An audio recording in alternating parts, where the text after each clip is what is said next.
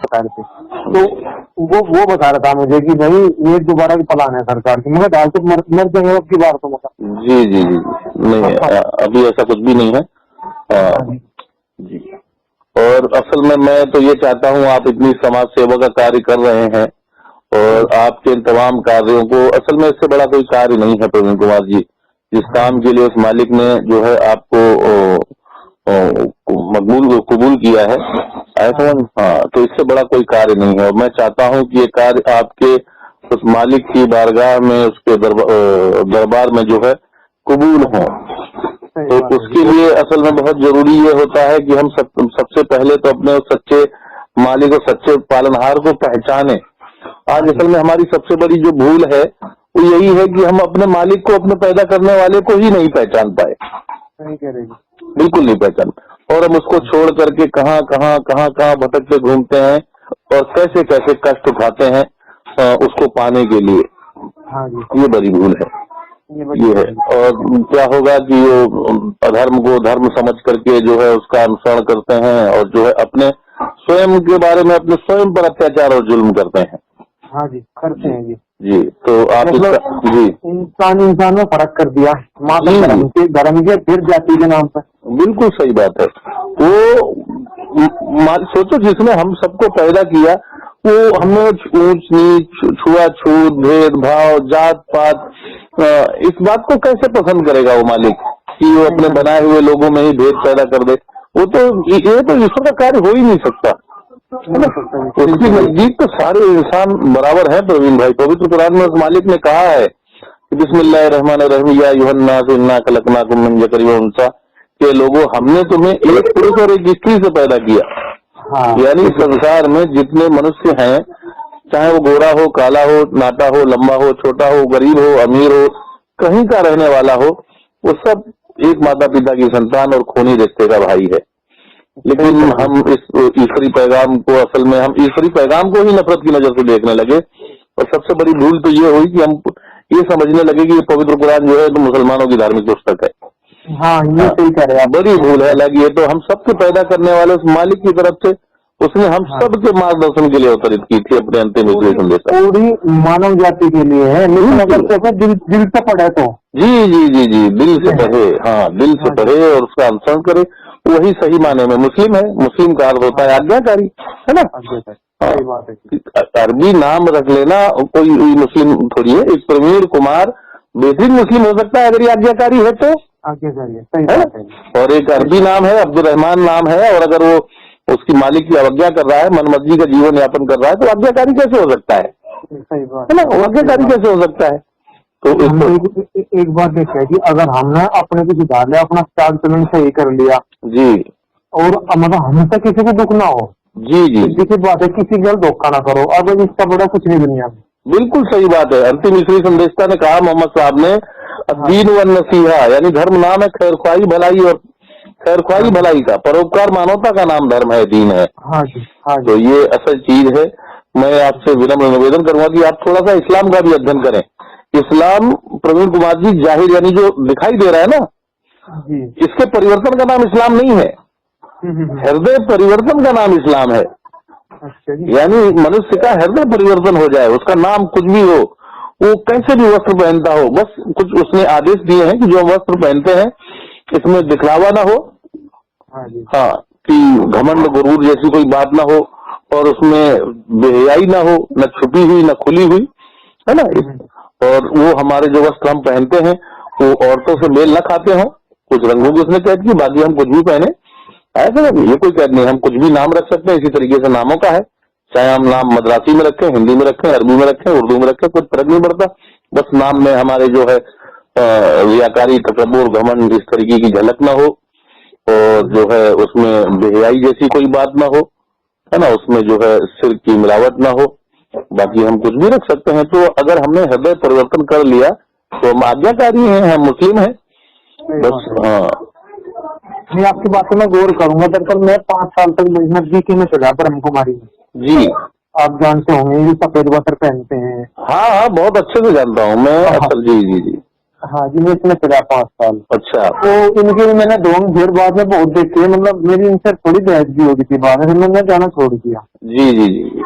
हाँ, क्योंकि चलो ठीक है, इनकी बात हम मान भी रहे, सुन रहे हैं, लेकिन लास्ट में बात ये है कि भाई ये तो बात है कि शादी ना करो आप। जी जी जी जी जी।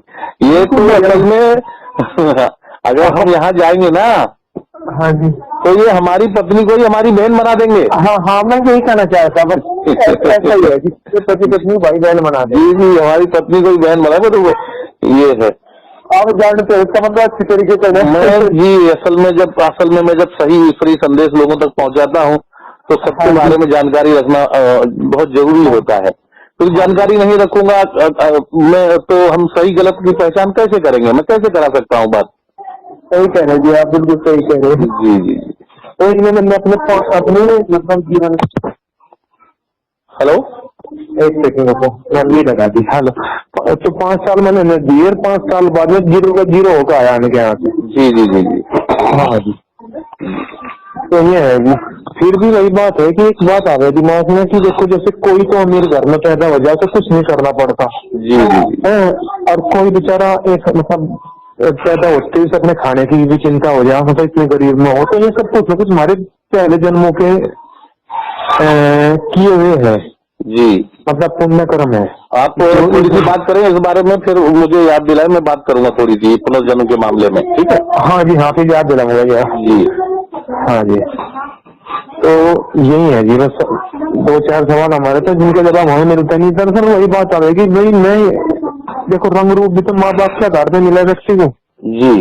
एक व्यक्ति के माँ बाप अगर सुंदर होंगे तो वो भी सुंदर होगा। तो अगर हम अपने तो सवाल उठाऊं कि हम अच्छे घर में मतलब सुंदर माँ बाप क्यों नहीं पैदा हुए, या फिर हम पैसे वाले के डीएम के घर में क्यों पैदा नहीं हुए, तो ये पर्सन कभी नहीं आवे उन्हें कि गरीब गरीब मतलब ये कुछ न कुछ है जुड़ाव। जी, देखो, इस्लाम तो पुनर्जन्म नहीं मानता। जी मानता है, मैं बताऊंगा कैसे मानता है। अच्छा जी, अब मैं बताऊं? जी हाँ, आप थोड़ी देर शांत होकर के सुने। हाँ जी, इस्लाम पुनर्जन्म को मानता है। अच्छा जी, और अगर कोई भी मुस्लिम पुनर्जन्म को नहीं मानता तो मुस्लिम ही नहीं हो सकता। अच्छा जी।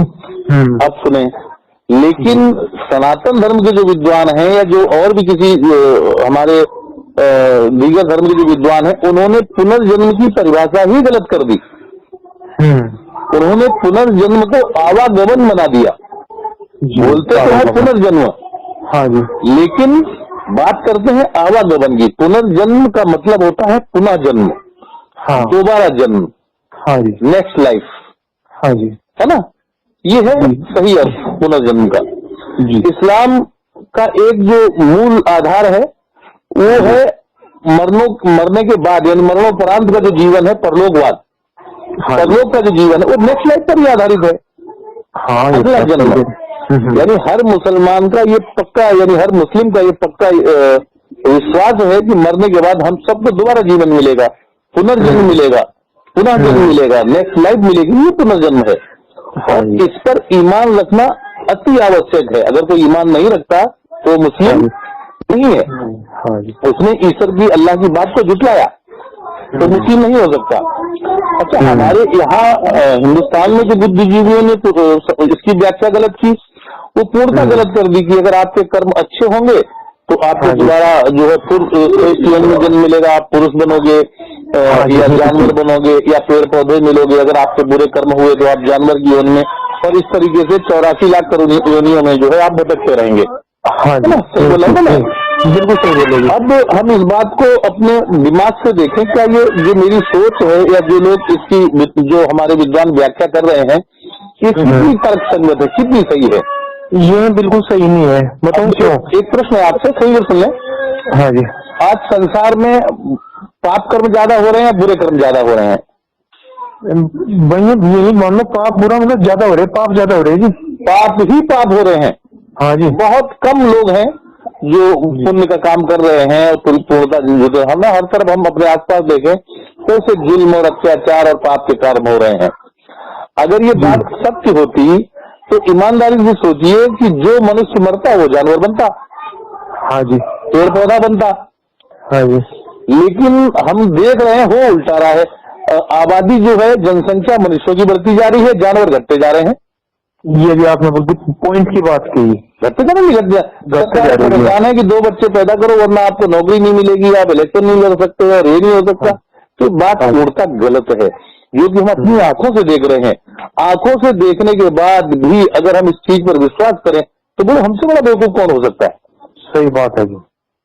उस मालिक ने, प्रवीण कुमार जी, जो हमें और आपको जो जीवन दिया है, ये जीवन एक परीक्षा है जी। हाँ, ये परीक्षा गृह है। हम सबका पैदा करने वाला वो मालिक, पहला जो पालनहार है वो एक है, एक, अनेक नहीं है।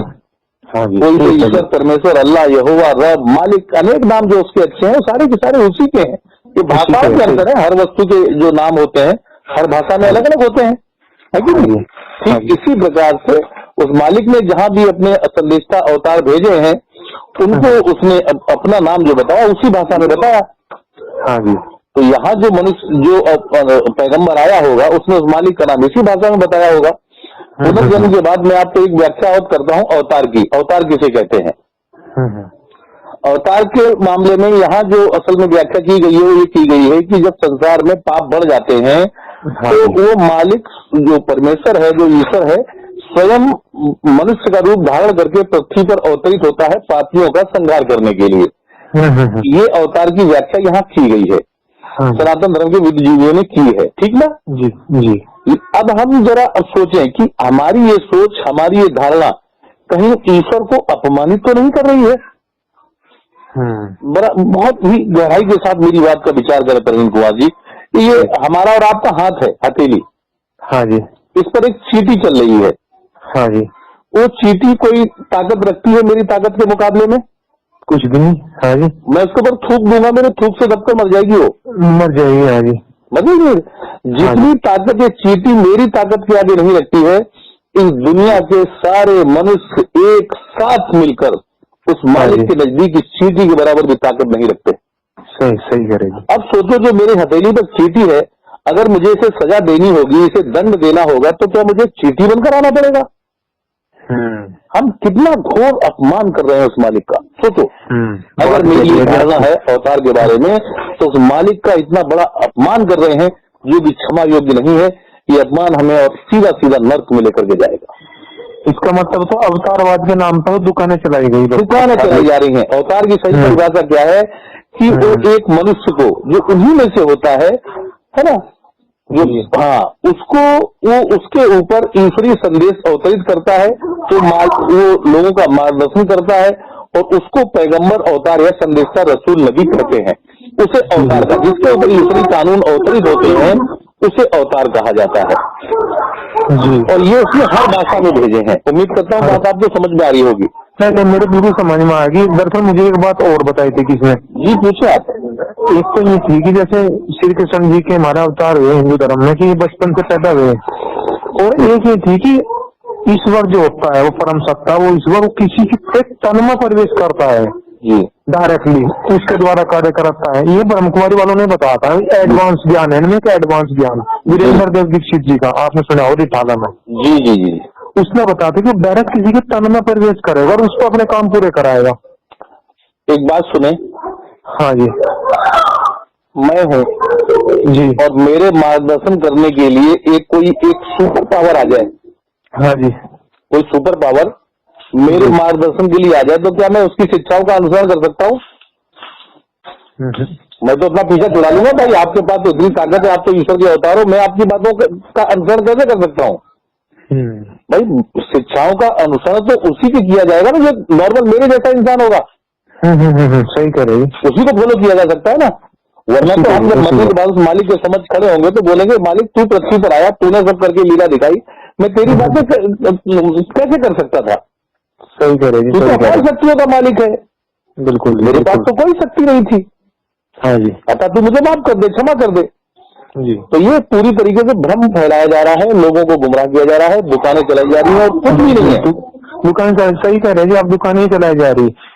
वो जो ईश्वर है वो निराकार है और सर्वशक्तिमान है, सर्वव्यापक है। कोई चीज कोई नहीं बदल सकता दुनिया में, हर जगह है और सबसे ताकतवर है। देखिए, सबसे बड़ी बात बताऊं मैं आपको जी।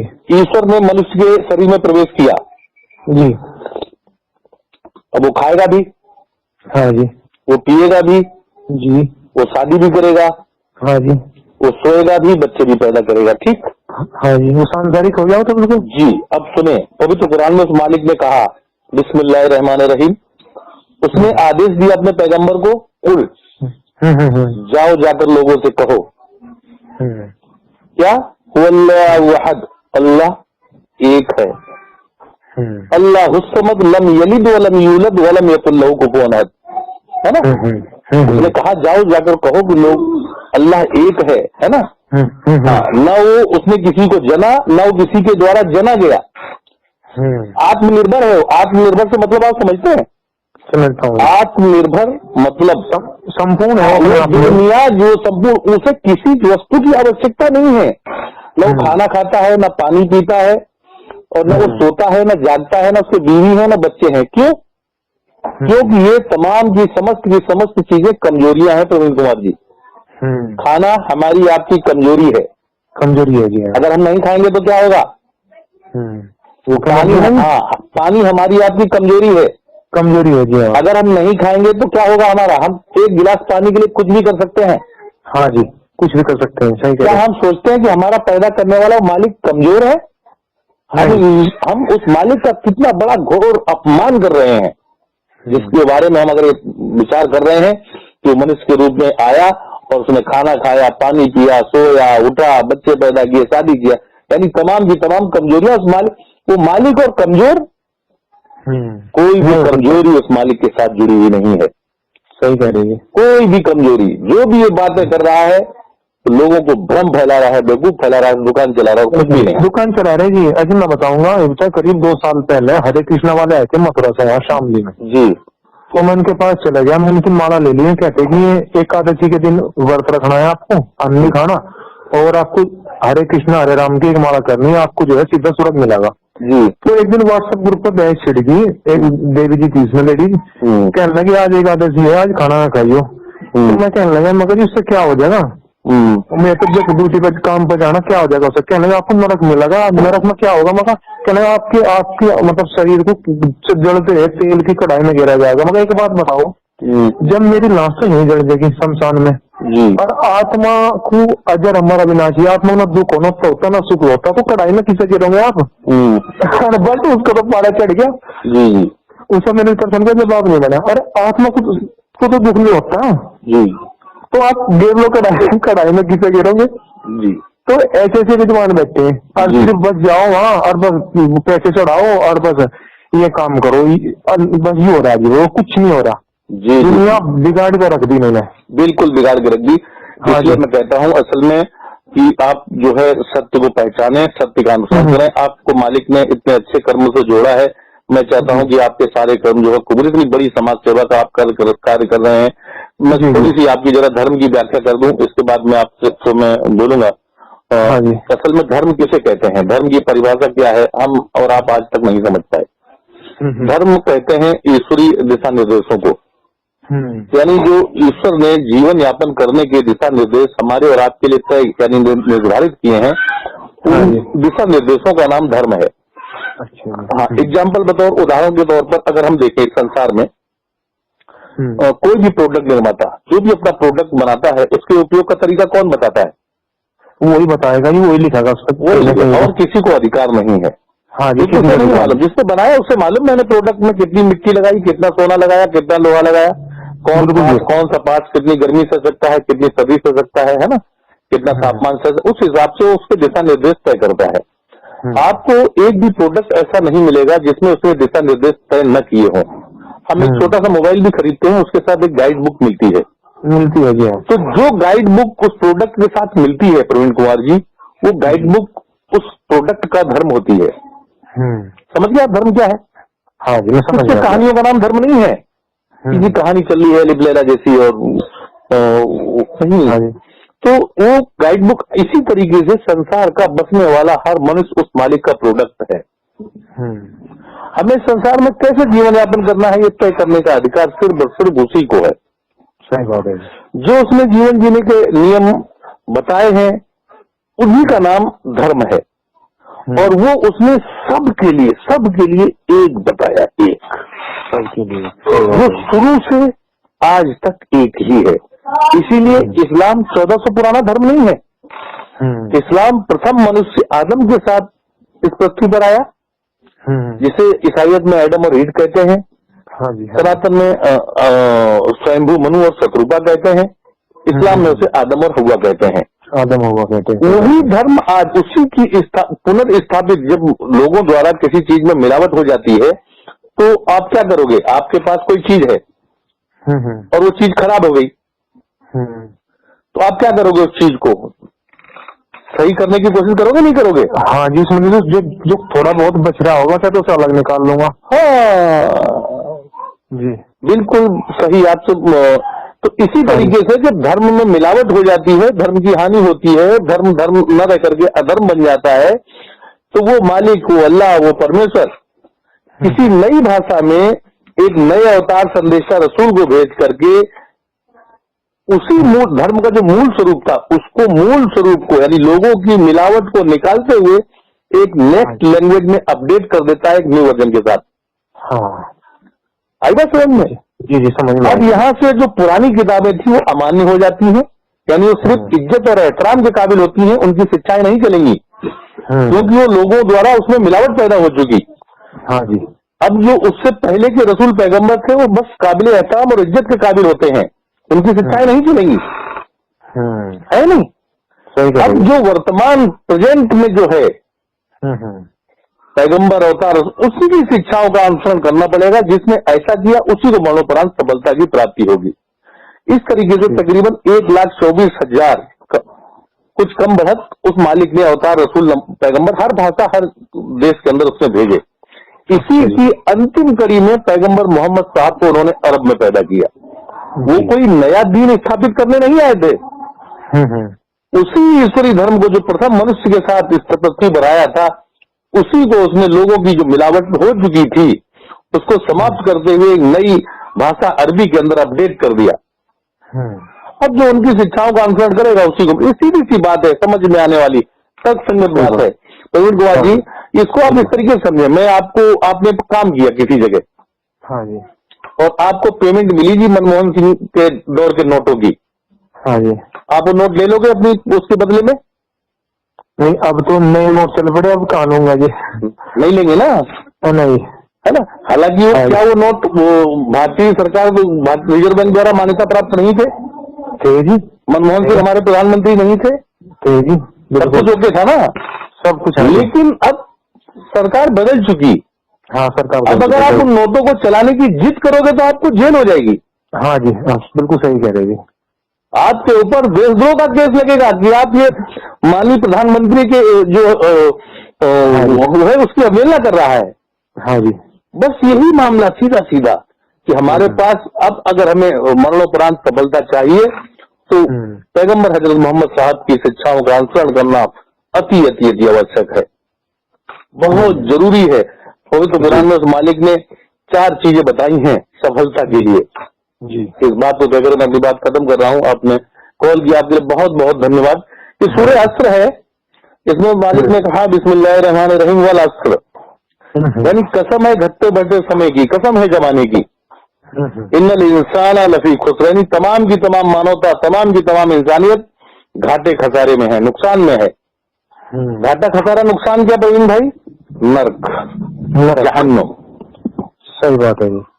आगे उसने कहा कि कामयाब कौन होगा, सफल कौन होगा? इल्लल्लज़ीना आमनू, जो ईमान लेकर के आए, यानी जिन्होंने ईश्वरी संदेशताओं की बातों पर पूर्ण रूप से विश्वास किया, पैगंबर मोहम्मद साहब की बातों पर जो उन्होंने कही बात उनको सब पर ईमान लेकर गया, पूर्ण रूप से विश्वास किया, वो लोग सफल और कामयाब होंगे। और आगे कहा जी, हाँ, वो अमिलु और अच्छे कर्म किए जिस तरीके से आप कर रहे हैं जी। अमिलु ये कब है? ये बाद में है, पहले ईमान लाना है, उसके बाद अच्छे कर्म, अमिलु स्वालिहात, और फिर इसके बाद इस अच्छाई की दावत, वतवासौ बिल हक, इसकी दावत जो सत्य है इससे लोगों को आगाह करना, उन्हें बताना कि आप गलत रास्ते पर जा रहे हो, सच्चा रास्ता ये है, मैं बतलाता हूँ।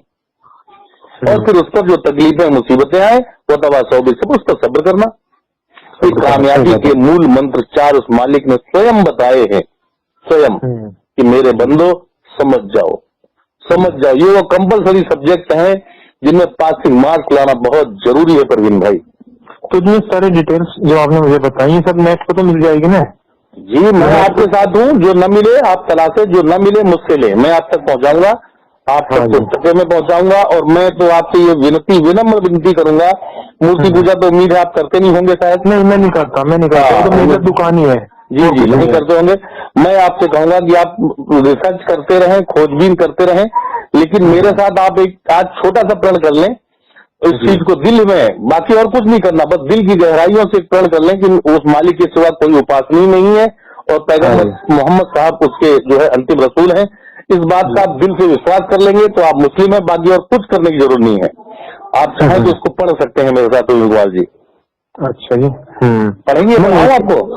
हाँ, मैं पढ़ना चाहूंगा जी। पढ़िए जी। मैंने सब चीजें पढ़ ली तो मैं ये भी पढ़ूंगा जी। पढ़िए। अशहदु अशहदु अल्लाह अल्लाह इलाहा इलाहा इल्लल लाहु लाहु व अशहदु अशहदु अन्न मुहम्मदन अब्दुहु व रसूलु। अब इसको हिंदी में कहिए जो आपने कहा है। हिंदी में कैसे कहूँगी? मैं बुलवाऊंगा ना आपसे। जी जी जी। हाँ, मैं गवाही देता हूँ कि अल्लाह के सिवा कोई उपासना इबादत के लायक नहीं, और मैं गवाही देता हूँ कि पैगंबर हजरत मोहम्मद सल्लल्लाहु अलैहि वसल्लम अल्लाह के बंदे और अंतिम रसूल हैं। मैं विश्वास करता हूँ पैगंबर मोहम्मद सल्लल्लाहु अलैहि वसल्लम की तमाम बताई हुई बातों पर दिल से ईमान लाता हूँ। ऐ अल्लाह, ऐ मेरे मालिक, तू मेरे पिछले किए हुए तमाम पापों को क्षमा कर दे, और मुझे इस सत्य के मार्ग पर जमा दे। जी, अब आप अल्हम्दुलिल्लाह आप मुस्लिम हैं, उसके आज्ञाकारी हैं, बस ये काफी है। बस जैसा अब आप अच्छे कर्म जितने भी कर रहे हैं उस मालिक के नजदीक कबूल होंगे। मैं दिल की गहराइयों से मैं मुबारकबाद देता हूँ प्रवीण कुमार जी आपको जी। और लेकिन मुझे ये बुक में जो भी लिख रहा है सारा एक बार पढ़ना तो है ना। आप मुझे अपना एड्रेस दें, मैं आपको पुस्तकें कुरियर करूंगा आपके लिए। अच्छा जी। हाँ, मैं आपको कुछ पुस्तकें कुरियर करूंगा, और बाकी फोन पर, व्हाट्सएप पर हर समय 24 घंटे आपके लिए मौजूद हूँ प्रवीण कुमार जी। आपका जब दिल करे, आपके लिए कोई समय की कैद नहीं है। आप जब दिल करे आपका, रात में 12 बजे, 1 बजे, 3 बजे, मैं आपका कॉल रिसीव करूंगा। पढ़ने और समझने में कम से कम अगर 1 महीने का समय पूरा चाहिएगा जी। नहीं मानते जी? इतना तो समय चाहिए जी। खूब लीजिए, एक महीने में और भी वक्त लग सकता है। आप वो पढ़े, समझें, सच्चाई का पता लगाने का प्रयत्न करें। हाँ जी, ठीक है प्रवीण कुमार जी। हाँ जी, मैं आपको अपने ऑफिस का एड्रेस भेज दूंगा जी। जी जी जी जी, बहुत मेरे ऑफिस के एड्रेस पे आ जाएगी, क्योंकि घर के एड्रेस पे तो मैं नहीं मंगा सकता फिलहाल। कोई बात नहीं, जहाँ आप चाहें भेज दें, और हाँ, मैं यहाँ से कुरियर कर दूंगा, या हमारा कोई साथी वहाँ होगा फैमिली में। हाँ, तो चार्ज वगैरह बता दीजिएगा मुझे। ये बिल्कुल निःशुल्क है आपके लिए, हमारी तरफ से उपहार है आपके लिए। अच्छा जी, अच्छा जी, ठीक है।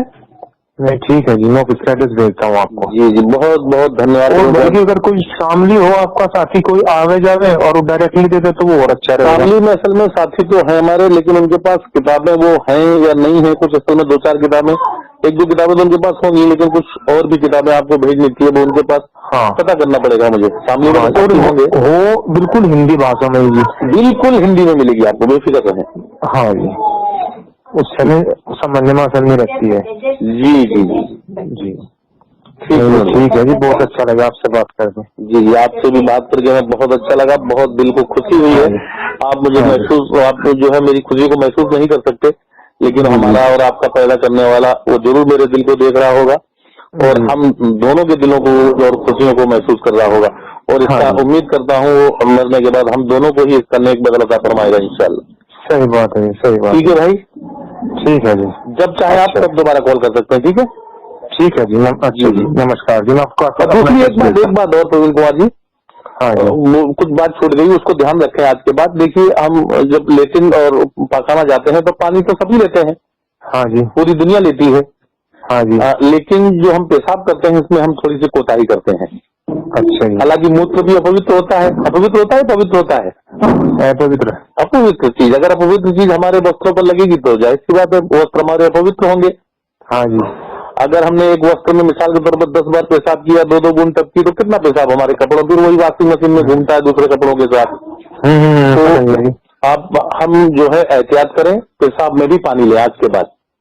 अगर हम कहीं लें तो नैपकिन वगैरह जो कागज के आते हैं वो जेब में रखें, एहतियात के साथ एक एक बूंद करके पेशाब करें और उसको जो है निचोड़ कर जो है फेंक दें, और फिर बाहर जब पानी मिल जाए तो उसको धो डालें। ठीक है, ठीक है जी। जो हम नहाते हैं, रोज ही नहाते हैं, नहाने में 3 चीजें हमें ध्यान में रखनी है जी, यानी जो संपूर्ण स्नान होता है, बहुत ध्यान से सुने मेरी बात को जी। संपूर्ण स्नान में 3 बातें अति अनिवार्य हैं।